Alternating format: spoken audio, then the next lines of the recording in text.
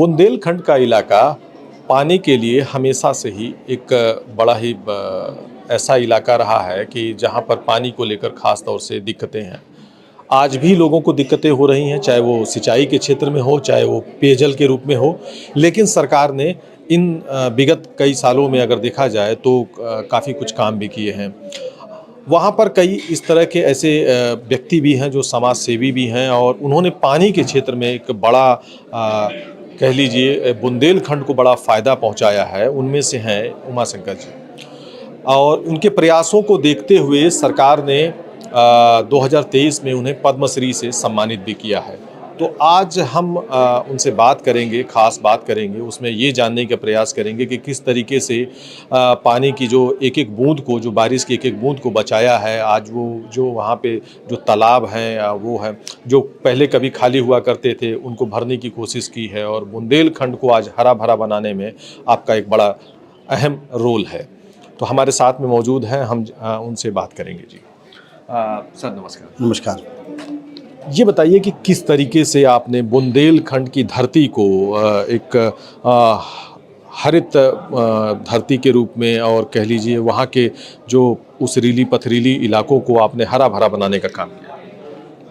मेरी जो तकनीक थी वो परंपरागत जल संरक्षण की तकनीक है और हर खेत पर मेड़ और हर मेड़ पर पेड़, पुरखों के जल जोड़ने के जो बेजोड़ तरीके थे।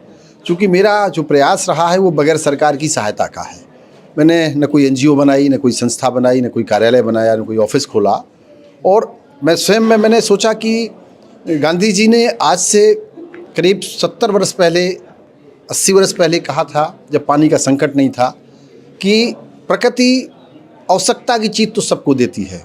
जब आप प्रकृति को दुरुपयोग करते हैं तो दुरुपयोग के लिए कुछ नहीं देती है। हमने पानी के लिए, गंगा और यमुना का देश है हमारा, और इस पानी के, गंगा और यमुना के देश में पानी का एक बड़ा बाजार खड़ा हो गया है और बोतल में पानी बिक रहा है। हमने जब हम छोटे थे तो हमने तालाब में पानी देखा, कुआं में पानी देखा, नाले में पानी देखा और आज हम बोतल में पानी देख रहे हैं। एक ज़माने में खेती में हमारे यहाँ पर्याप्त मात्रा में पानी था। आज परिस्थिति ये हो गई है कि गाँव के उन तालाबों का पानी ख़त्म हो गया है, कुओं का पानी ख़त्म हो गया, जिन कुआं और तालाब का पानी पी करके, नहा करके हम बड़े हो गए हैं। हमने सोचा कि हम क्यों ना समुदाय के साथ मिलकर जो परंपरागत जल जोड़ने के तरीके हैं, पुरखे हमारे जैसे पानी रोकते थे, हमने उसी को जागृत किया है और उसका नाम दिया है मेड़बंदी यज्ञ अभियान, जैसे विनोबा जी का भूदान यज्ञ अभियान था। और मेरा अपना मानना है कि सरकार की कोई भी योजना तब तक सफल नहीं हो सकती जब तक समाज ना जुड़े, क्योंकि हमारे देश में, खासकर बुंदेलखंड में जहाँ से मैं आता हूँ, वहाँ सुख में तालाब बनते थे, दुख में तालाब बनते थे, उत्सव में तालाब बनते थे और दंड में तालाब बनते थे और तालाब की रक्षा समाज करता था। पानी सबका है। आप दो राज्यों को बांट सकते हैं लेकिन भीतर के पानी को नहीं बांट सकते। तो हमारे मन में ये बात आई है कि मिल करके हम, ये तत्कालीन जिलाधिकारी थे मेरे यहाँ माननीय श्री हीरालाल जी, जो इस समय वर्तमान में विशेष सचिव सिंचाई हैं और जिनके वजह से आज ये हम लोग यहाँ ताज में आके चर्चा में भाग ले रहे हैं। तो उस समय भी एक चर्चा थी और उस समय तो मालगाड़ी से पानी दिल्ली से आ रहा था, ऐसी राजनीतिक प्रतिस्पर्धा की बात चल रही थी। लेकिन उसी बुंदेलखंड ने पूरे देश को दिशा दी और मुझे ये बताते हुए खुशी हो रही है, प्रसन्नता हो रही है कि उत्तर प्रदेश में जिस बुंदेलखंड में मालगाड़ी से पानी लाने की बात हो रही थी, उसने, उत्तर प्रदेश सरकार ने सर्वाधिक गेहूँ चित्रकूट मंडल से खरीदा। दूसरे नंबर पे बुंदेलखंड का सूखा झांसी, जिसने दूसरे नंबर पर गेहूं बेचा सरकार को। इसलिए ये समाज ने, और गेहूं तो तब होगा जब पानी होगा।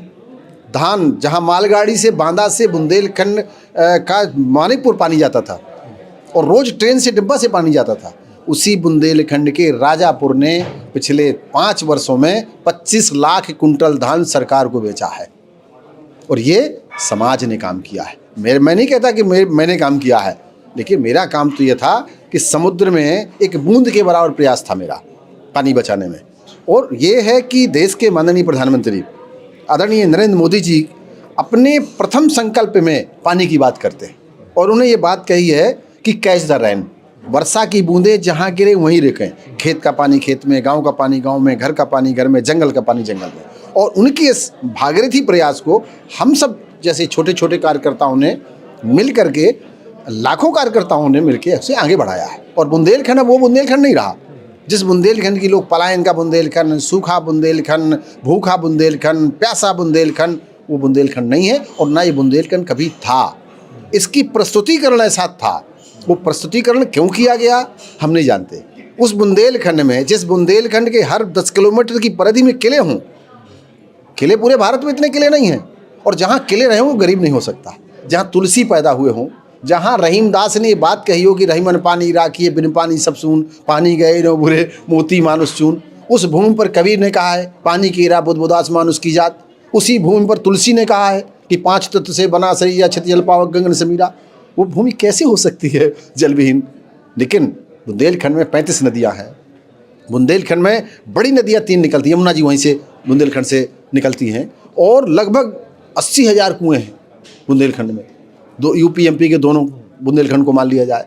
आप 200-250 हमारे पास बीहर हैं जो पुराने परंपरागत सोर्स हैं, 25,000 हमारे पास तालाब है दोनों बुंदेलखंड में। लेकिन हमने क्या किया कि पानी का दुरुपयोग किया है, और पानी प्रेम मांगता है। जिस कुएं का पानी पीकर हम बड़े हुए, नहाए, अमृत दिया, वो सूख रहे हैं। मैं आपके माध्यम से, चूँकि आपका जो न्यूज़ चैनल है, आपकी जो सोच है, जो आज तक का जो प्रयास रहता है, हमारे यहाँ बुंदेलखंड के भी तमाम जो सामाजिक सरोकारों को लेकर के मीडिया के बंधु काम करते हैं, उन सब के माध्यम से मेरी एक ही बात है कि पानी के लिए अगर हम नहीं चेते तो तृतीय विश्व पानी के लिए हो सकता है, और हम चाहते हैं कि वो भारत में ना हो। और पानी बचाना सबका काम है, एक का काम नहीं है। अच्छा, एक चीज़ और भी है, आपने देखा होगा कि हाल के वर्षों में कुएं, नल या इन सारी चीज़ों से हम दूर होते जा रहे हैं। हर घर में अब बोरवेल लगाने की एक परंपरा शुरू हो गई है, और कहीं न कहीं एक आरओ की परंपरा नई आ गई है। अब वो आरओ में क्या है कि बहुत सारी चीज़ें क्या है कि जितना वो पानी हमें प्यूरिफाई करके देता है, उससे ज़्यादा वेस्टेज भी जाता है, और उसके बाद भी ये स्थिति होती है कि हमें मिनरल नहीं मिलते, हमें बहुत सारी चीज़ें नहीं मिलती हैं। तो इसको आप किस रूप में देखते हैं? देखिए, मेरा अपना मानना है कि एक बांध की जो उम्र है वो 100 बरस है, और एक कुएं की उम्र है वो अगर उसको निरंतरता नहीं दी गई तो 50 बरस है, और एक जो ट्यूबवेल है उसकी उम्र 25 बरस है, और एक हैंडपम्प की उम्र 10 बरस है। 10 बरस के बाद उसका वाटर लेवल नीचे चला जाता है। हम ये मानते हैं कि हमको पानी के प्रति जागरूक होना पड़ेगा, पानी को पकड़ना पड़ेगा, पानी को आदर देना पड़ेगा, भागते हुए पानी को रिगाना सिखाना होगा। जो पानी चल रहा है उसको रोकना होगा, जो रुका है उसे ज़मीन पे ले जाना होगा। आपने बुंदेलखंड को हरा भरा करने में अहम भूमिका निभाई, और जो आईएएस हीरालाल जी हैं उन्होंने भी बड़ा काम किया है। माइक्रो इरिगेशन की बात हो रही है आज। माइक्रो इरिगेशन से अगर बुंदेलखंड को देखा जाए तो वहाँ भी अब किसान इसका प्रयोग कर रहे हैं। तो अगर इस माइक्रो इरिगेशन सिस्टम को अगर पूरी तरीके से फैला दिया जाए तो इससे पानी की कितनी बचत हो सकती है? देखिए, आप ये जानते हैं कि मिट्टी को पानी नहीं चाहिए, पानी चाहिए फसल को। मिट्टी को पानी नहीं चाहिए, पानी चाहिए पेड़ को। और यदि हम बूंद बूंद करके, भारत में लगभग 18 करोड़ हेक्टेयर में खेती होती है, और एक लोगों ने ऐसी बात कही है कि कृषि में सबसे अधिक पानी लगता है। हालांकि मेरा अपना निजी मत है कि व्यापार में पानी, व्यवसाय में बहुत पानी, उद्योग में बहुत पानी लगता है, क्योंकि उद्योग पानी नहीं पीता। उद्योग से निकलने वाले कचरे से पानी खराब भी होता है, और उससे जन्म होता है बोतल बंद पानी का। इसलिए मेरा अपना मानना है कि हीरालाल जी जब मेरे यहाँ जिलाधिकारी थे बांदा में, उन्होंने एक अभियान चलाया था, कुआं तालाब जियाओ अभियान। और वो एक बात कहते थे कि मैं मस्तिष्क में पानी बचाना चाहता हूँ, अर्थात आँखों के पानी को जिंदा करना चाहता हूँ। तो जो उनकी जो धारणा है, उनके साथ मैंने काम किया है, और वो हम लोगों के लिए बहुत आदरणीय हैं। ऐसे ऑफिसर अधिकारी कम मिलते हैं जो समाज में ज़मीन में बैठ करके, कलेक्टर तो संविधान का बहुत बड़ा पद होता है जिले का, और वो ज़मीन में बैठ के किसानों से संवाद करते थे। बहुत वैसे ही अब कहिए मस्त मौला व्यक्ति हैं जो पानी के लिए, पा लेने के लिए, एक आप उनको कह सकते हैं कि पानी को पाने की लालसा जिनके अंदर है, वो पानी के पहरेदार भी मैं कह सकता हूं उनको। और जो पानी बचाने की जो जादू, परंपरागत पुरखों की जादू, फावड़ा ले लेंगे, डलिया ले लेंगे, लोगों के साथ चल देंगे, और लोगों को समुदाय के साथ वो कोई प्रोजेक्ट से काम नहीं करते हैं, उस समुदाय के साथ काम करते हैं। और मुझे लगता है कि ऐसे अधिकारियों से लोगों को अनुकरण करना चाहिए, उनके साथ ऐसी मुहिम में चलना चाहिए। आज समय आ गया है जब हम जो सिंचाई की पद्धतियां हैं, नवीन पद्धतियां हैं, इजराइल जैसा देश जहां पद्धतियां लागू कर रहा है, हमें दुनिया के साथ भी चलना होगा, क्योंकि दुनिया के साथ भी चलेंगे और ये हम नहीं हैं, हम नहीं रहेंगे, देश रहेगा। भागीरथ तो ले आए गंगा को, लेकिन अब बचाने की नए भागीरथ की जिम्मेदारी है। और भागीरथी प्रयास को करने वाले ऐसे लोग हैं जैसे माननीय हीरालाल जी हैं। और ऐसे जो माइक्रो लेवल पे जो कंपनियां हैं, जो काम करने वाले लोग हैं, ये सब पानी तो बचा रहे हैं, लेकिन पानी बचा रहे हैं। पानी जब होगा तब ये सब उपकरण काम करेंगे। और मैं तो काम ये चाहता हूँ कि हीरालाल जी जैसे अधिकारी मिलकर पानी को बना रहे हैं, क्योंकि पानी बनाया नहीं जा सकता, केवल बचाया जा सकता है। पेड़ बनाया नहीं जा सकता, पेड़ लगाया जा सकता है। और जब भू के अंदर पानी पाने के दो तरीके, या तो भूजल है तो भूमजल। तो जब नीचे ऊपर से पानी बरसने के जो दिन थे वो 100 से घट करके 35 हो गए। गर्मी का जो रेशियो था वो 53 तक पहुंच गया है। तो अब ऐसी परिस्थिति में हमको क्या करना होगा कि पानी को बचाना होगा। और पानी बचाने के लिए ऐसे पेड़ लगाने होंगे जो पानी को ऊपर से आकाश से लेके आएँ। ऐसी फसलें पैदा करनी होगी जिसमें पानी कम लगता हो। ऐसी हमें तकनीक लगानी होगी जो केवल फसल तक पानी, फसल के पौधे तक पानी पहुँचे। और ये माइक्रो इरिगेशन की जैसी बात हो रही है, ड्रिप इरिगेशन की बात हो रही है, और फुहारा पद्धति की बात हो रही है, अन्य तमाम सारी पद्धतियां हैं। आज सब लोगों के साथ चर्चा होगी। और मेरा अपना मानना है कि एक ब्लॉक के एक गांव को हमें ऐसी विधियों के लिए 5000 हेक्टेयर पर प्रयोग करना चाहिए। ड्रिप पानी की पाठशालाएं शुरू होनी चाहिए, वाटर लिटरेसी शुरू होनी चाहिए। तो पानी की पाठशाला क्या करेगी? क्योंकि इस देश में 25 करोड़ युवा पढ़ता है, वो रिसर्च करता है केजी से पीजी तक, और रिसर्चर। तो वो 25 करोड़ जो मैं विश्वविद्यालयों में जाता हूँ, देश भर के मेरे लेक्चर होते हैं, आईआईटी में होते हैं, आईआईएम में होते हैं, केंद्रीय विश्वविद्यालयों में होते हैं, मैं जाता हूँ। बच्चों के अंदर जिज्ञासा है और वो पानी के लिए काम करना चाहते हैं। लेकिन अब हमें नीचे से जो बच्चे केजी में हैं उसे पानी बचाने की कला बतानी होगी, और हमारा देश फिर से पानीदार बनेगा। हम सब मिलके काम कर रहे हैं, अकेले मेरा कोई प्रयास नहीं है। बुंदेलखंड में बहुत सारे लोगों का प्रयास है, उन प्रयासों में भी एक छोटा सा प्रयास कर रहा हूँ। मेरी गिलहरी की भूमिका है, और वो गिलहरी की भूमिका आप सबके सहयोग से है। और हम और अच्छा काम करेंगे, सीखते हैं, सीखते रहेंगे, सीखना ही जीवन है।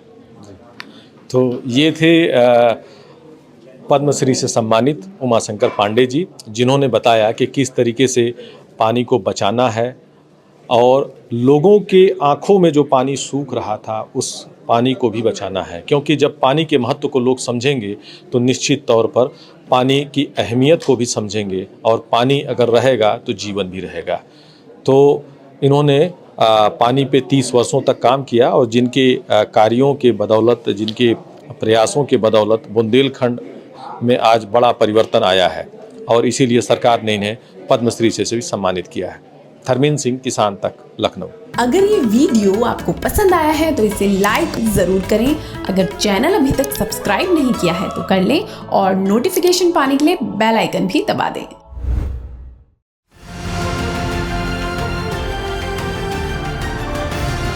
किसान तक खाना है तो उगाना है, किसान तक खाना है तो उगाना है, किसान तक खाना है तो उगाना है, किसान तक खाना है तो उगाना है, किसान तक खाना है तो उगाना है, किसान तक खाना है तो उगाना है।